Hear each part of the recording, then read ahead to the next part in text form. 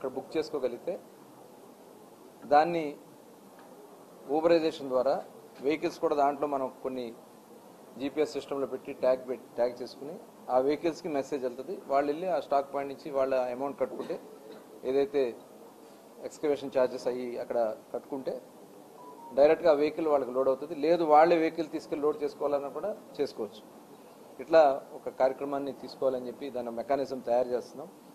అవి కూడా త్వరలోనే కంప్లీట్ అవుతాయి. అప్పటి వరకు ఎక్కడ కూడా లూట్ రాకుండా ఉండే విధంగా అన్ని చోట్ల కూడా చేస్తున్నాం. మధ్యాహ్నం నుంచి అమలాపురం కూడా వెళ్ళి అమలాపురంలో కూడా కొద్దిగా డిస్టర్బెన్సెస్ ఉన్నాయి, అవన్నీ కూడా కరెక్ట్ చేయాలని చెప్పి అనుకున్నాం. ఎట్టి పరిస్థితుల్లో ప్రభుత్వ లక్ష్యం ప్రజలకు ఉచితంగా తీసుకెళ్లే అవకాశం ఇవ్వాలి. వాళ్ళ ఖర్చులకి మించి వెళ్లకుండా ట్రాన్స్పోర్టర్స్ కూడా మాట్లాడటం జరిగింది. అలాగే ఇక్కడ బోట్మెన్ సొసైటీ మెంబర్స్తో కూడా ఇప్పుడు మాట్లాడటం కూడా జరుగుతుంది. వాళ్ళందరూ కూడా పనిచేయడానికి సిద్ధంగా ఉన్నారు. టెక్నికల్ ప్రాబ్లమ్స్ ఏమన్నా అవన్నీ కూడా సాల్వ్ చేయడానికి కలెక్టర్ గారి ఆధ్వర్యంలో అవన్నీ కూడా చేస్తారు.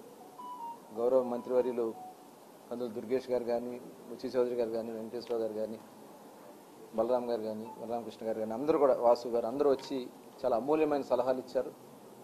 తప్పకుండా ఎవరైతే రేటుకు మించి లారీ ఓనర్స్ కానీ, లారీకి సంబంధించిన వాళ్ళు కానీ ఆ గ్రామాల్లో ఆ ట్రాన్స్పోర్టేషన్ ఖర్చులు కానీ, ఇక్కడ ఏదైనా ఎక్స్కవేషన్ ఖర్చులు కానీ మించి వాళ్ళు అమ్మితే ఇమీడియట్గా యాక్షన్ తీసుకోమని చెప్పి మరి జిల్లా ఎస్పీ గారికి సెప్ కంట్రోల్లో ఉంటుంది కాబట్టి ఎస్ఈబి నుంచి ఇమీడియట్గా వాళ్ళ మీద యాక్షన్ తీసుకోమని చెప్పడం కూడా జరిగింది. అలాగే ఇప్పుడు ఏదైతే స్టాక్ పాయింట్స్ ఉన్నాయో స్టాక్ పాయింట్స్ నుంచి కూడా ఎవరన్నా హద్దు మీరు ప్రవర్తిస్తే కూడా వాళ్ళ మీద కూడా ఇమీడియట్గా చర్యలు తీసుకోవడం జరుగుతుంది. చాలా సీరియస్గా ఉంది ప్రభుత్వం ఈ విషయంలో. మటుకి సామాన్యుడికి అందుబాటులో ఉండే విధంగా చేయాలనే లక్ష్యంతో, ఎందుకంటే మనం చూసాం లాస్ట్ గవర్నమెంట్లో జేపీ సంస్థ ద్వారా ఎంత దోచుకున్నారు. టన్ను 475 రూపాయలు పెట్టారు ఆ రోజున. మనం రూపాయి తీసుకోవట్ల ప్రభుత్వం, కానీ ఆ రోజున వాళ్ళు చేసినటువంటి దోపిడీ వాళ్ళ ప్రజలు భయపడిపోయారు. అదేవిధంగా ప్రతిమ అని, తర్వాత జీసీకేసీ అని విపరీతంగా శాండ్లో ఎంత దోచుకున్నారనేది కళ్ళ ముందు కనపడతా ఉంది. అందుకని వాళ్ళ మైనింగ్ డిపార్ట్మెంట్ మొత్తాన్ని కూడా ప్రక్షాళన చేస్తున్నాం. మైనింగ్లో చాలా అద్భుతాలు చేయొచ్చు. అపారమైనటువంటి ఖనిజ సంపద ఉన్నటువంటి రాష్ట్రం మన రాష్ట్రం.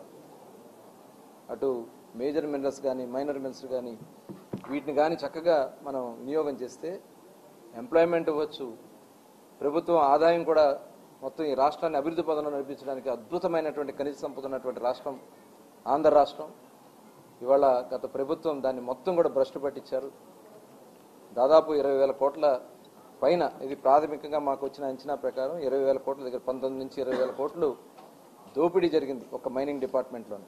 దానికోసమే విజిలెన్స్ ఎంక్వైరీ జరుగుతుంది. సిబిసిఐడి కూడా దాని మీద ముఖ్యమంత్రి గారు వైట్ పేపర్లో రిలీజ్ చేయడం జరిగింది. ఇవన్నీ కూడా చూస్తూ ఉంటే చాలా ఘోరంగా రాష్ట్రాన్ని సర్వనాశనం చేశారు. మళ్ళీ వాళ్ళ ప్రజల్ని సాటిస్ఫాక్షన్ లెవెల్స్ పెంచుకుంటూ ముందుకు తీసుకెళ్తూ రాష్ట్రాన్ని కూడా అభివృద్ధి పదంలో నడిపించడానికి కావాల్సినటువంటి అన్ని కార్యక్రమాలు చేయాలని లక్ష్యంగా పెట్టుకున్నాం. మరి ఈరోజు ఈ శాండ్ మీద జరిగినటువంటి రివ్యూలో చాలా ప్రతి డిపార్ట్మెంట్తో కూడా మేము డిస్కస్ చేయడం జరిగింది. ఇమీడియట్గా చర్యలన్నీ కూడా తీసుకుంటాం. నెక్స్ట్ వీక్ నుంచి ఇక్కడ శాండ్కి ఇబ్బంది లేదనే విధంగా మొత్తం కూడా ఏర్పాట్లు చేయమని కూడా మరి కలెక్టర్ గారు అందరికీ చెప్పడం కూడా జరిగింది. ఇవన్నీ కూడా చేసుకుని ముందుకెళ్తామని మరొకసారి తెలియజేసుకుంటూ అందరికీ నమస్కారం. మాట్లాడండి ఒక్క నిమిషం, అరే నేను మాట్లాడుతాండి. అది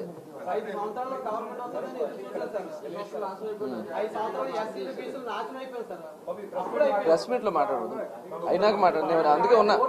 అరే నేను చెప్పా కదా, ఇప్పుడు నేను చెప్తాను.